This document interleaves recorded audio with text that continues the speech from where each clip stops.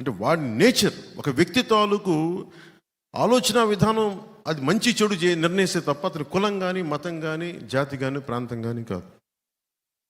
అనంతబాబు చేసిన ఈ ఒక తప్పు జగన్ ఎలా ప్రేరేపిస్తాడంటే విడగొడతాడు కులాలు.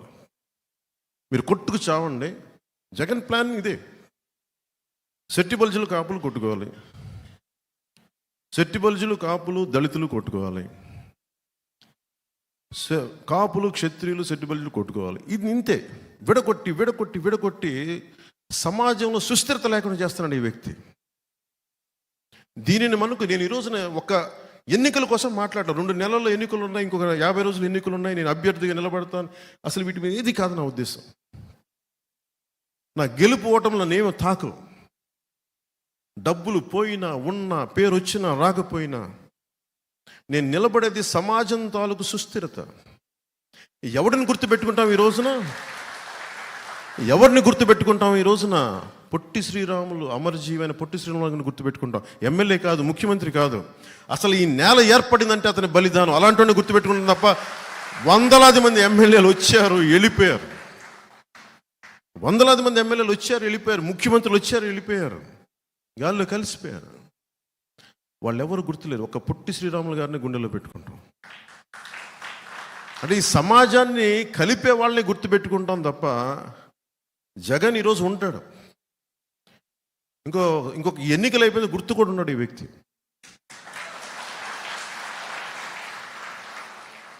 సో మీరు ప్రతిదీ అంటే జగన్ ధైర్యాన్ని మెచ్చుకోవాలి మనం. ఆ బీసీకి కులాలకు చెందిన నాయకులు ఎవరు చెప్తున్నారు, మాకు ఇక్కడ స్థానాలు ఉన్నాయి, ఎమ్మెల్యేలు ఉన్నాయి, కానీ మాకు అధికారం లేదని వైసీపీ బీసీకి సంబంధించిన ఎమ్మెల్యేలు చెప్తా ఉన్నారు బయటకు వచ్చి ఈ రోజున పార్టీలో. సో మనం గుర్తుపెట్టుకోవాల్సింది ఇది మారాలి. బీసీ కులాలు ఎదగడం అంటే కాపులు తగ్గిపోవడం కాదు, ఓసీ కులాలు తగ్గిపోవడం కాదు, బీసీలు ఎదగడం అంతే. నేనైతే మనస్ఫూర్తిగా అది కోరుకుంటున్నాను. దళిత కులాల నుంచి ఒక దామోదరం సంజీవయ్య గారు లాంటి నాయకులు రావాలి. బాలయోగి గారు ఉన్నారు. బాలయోగి గారిని అన్ని కులాలు ప్రేమిస్తారు, అన్ని కులాలు ప్రేమిస్తారండి. నోరు మంచిదైతే ఊరు మంచితో, వ్యక్తిత్వం మంచిదైతే అందరినీ ఆకట్టుకుంటుంది. ఉదాహరణ నేను సినిమాలోనే ఉన్నాను. ఏ హీరో రాకూడదు అనుకుంటే ఎట్లా? అందరూ రావాలి. నా ఒక్కడి వల్ల చిత్ర పరిశ్రమ నడుస్తుందా? నా కుటుంబంలోని హీరోల వల్ల చిత్ర పరిశ్రమ నడుస్తుందా? అలాగే రాజకీయాల్లో కూడా ఒక కులం వల్ల నడుస్తుందా రాజకీయం? సో నేను కోరుకుంటుంది ఏంటంటే అందరూ బాగుండాలి. దీంట్లో పోటీతత్వం ఉండాలి ఖచ్చితంగా. అంత మాత్రం కొట్టేసుకొని చంపేసుకోవాల్సిన అవసరం లేదు మనకి. ఎవరిది బెటర్ ఆర్గ్యుమెంట్, ఎవరిది బెటర్ పబ్లిక్ పాలసీ, ఎవరు ఎక్కువ న్యాయం చేస్తారు, ఇవి కదా మనం ఆలోచించాల్సింది. ఇక్కడున్న భీమవరం వైసీపీ ఎమ్మెల్యే కూడా వ్యక్తిగతంగా నాకు శత్రుత్వం ఏం లేదు. నేను ఎంత ఇబ్బందులు పడ్డానో మీకు ఈరోజు చెప్తున్నాను. పోయిన ఎన్నికల్లో నా పక్కన ఉన్న తులసి అనే వ్యక్తి, ఆయన వియ్యంకులు. ఆయన వచ్చి నా దగ్గరికి ఇదే వేదిక మీద వచ్చి మాట్లాడతాడు. ఆయన నా వియ్యంకులు అంటే నా కూతుర్ని ఇచ్చాను, మీరేం అనకూడదు అంటాడు.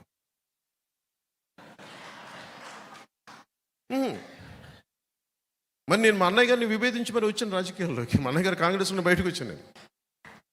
బంధుత్వం వేరు, రాజకీయం వేరు. అన్నదమ్ములు వేరు, రాజకీయం వేరు. కానీ సమస్య ఏమైపోయిందంటే ఎలా చెప్పుకోను నేను ఇవన్నీ బయటికి? కానీ ఇట్లాగే నన్ను ప్రతిసారి అందరూ ముందరకాళ్ళకి బంధాలు వేసి వేసి వేసి వేసి నాకు నిస్సత్వం వచ్చింది. అరే ఏదైనా ఒక మంచి చేద్దామంటే దగ్గరోళ్ళే కూర్చొని ముందుకు వెళ్ళనివ్వరేంటి? కొప్పట్లో కూడా నాకు చిన్నప్పటి నుంచి తెలుసు. ఇదే పార్టీ, ఇదే క్షేత్రంలో జాయిన్ అయ్యారు ఇద్దరు కజిన్స్. ఇద్దరు నాకు ఆల్మోస్ట్ 16-17 ఏళ్ళ వయసు నుంచి తెలుసు నాకు. నేను అప్పుడప్పుడు కొప్పరికి వెళ్ళేవాడిని సమ్మర్స్లో. వాళ్ళ ఇంట్లో ఉండేవాడిని. వాళ్ళ నర్సపూర్లో థియేటర్ కూడా ఉండేది. ఆ ఇద్దరు కజిన్స్ మధ్య గొడవ, ఒకరి మీద ఒకరికి. పాపం వైసీపీకి వెళ్ళిపోయాడు ఆయన, మన పార్టీలో జాయిన్ అయ్యి. ఆ అబ్బాయి మన పార్టీలో ఉన్న కజిన్ మీద కేసులు పెట్టేశాడు. అరే అందరు కజిన్సే కదా, మీరు ఇంత SC ST అట్రాసిటీ కేసు పెట్టేశాడు. ఇద్దరు కాపులే. నాకు అనిపించింది, ఇది ఎటు వెళ్తున్నామని. దీనికి ప్రేరణ ఎవరు? మనుషుల్ని విడగొట్టేవాడు జగన్. జగన్ తాలూకు విష లక్షణం, విష సంస్కృతి కుటుంబంలోకి, అన్నదమ్ములకు కూడా వెళ్ళిపోయింది. నువ్వేది చూపిస్తావో అదే నీకు తిరిగి వస్తాయి. జగన్ కుటుంబాన్ని విచ్ఛిన్నం చేయాలనుకున్నాడు, అదే ఇంట్లో తిరిగి తీసుకొచ్చింది. దిస్ ఈస్ న్యూటన్స్ థర్డ్ లా.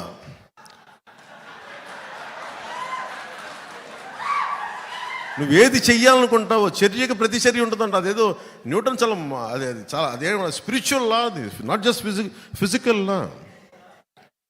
నువ్వు ఏది చెయ్యాలనుకుంటావో అదే నీకు తిరిగి వస్తుంది. నువ్వు నేర్పిన విద్య నీరజాక్ష అంటావు. పాపం రాజశేఖర రెడ్డి గారు చాలా కష్టపడి డబ్బులు సంపాదించారు, అన్ని వేల కోట్లు సంపాదించి పాపం ఇద్దరు బిడ్డలకి సమానంగా ఇస్తే ఆ సంపాదన ఇవ్వలేదు చెల్లికి. చాలా బాధ కలిగించే అంశం ఇది. పాపం సాక్షి పేపర్లో వాళ్ళకి రావాల్సిన వాటా ఉంది, ఇవ్వలేదు. భారతీయ సిమెంట్స్లో ఇవ్వాలి వాటాలు, ఇవ్వలేదు. పాపం ఆవిడ ఈ రోజున పడుతున్నాయి. ఎంత నిజం బాధ వేసింది. పాపం మరి ఇవ్వాలి కదా, సొంత చెల్లికి ఇవ్వాలి, ఇవ్వడం. సొంత చెల్లికి ఆస్తి ఇవ్వనోడు మనకెలా వాటాలు పంచుతాడబ్బా? మీరు ఆలోచించండి.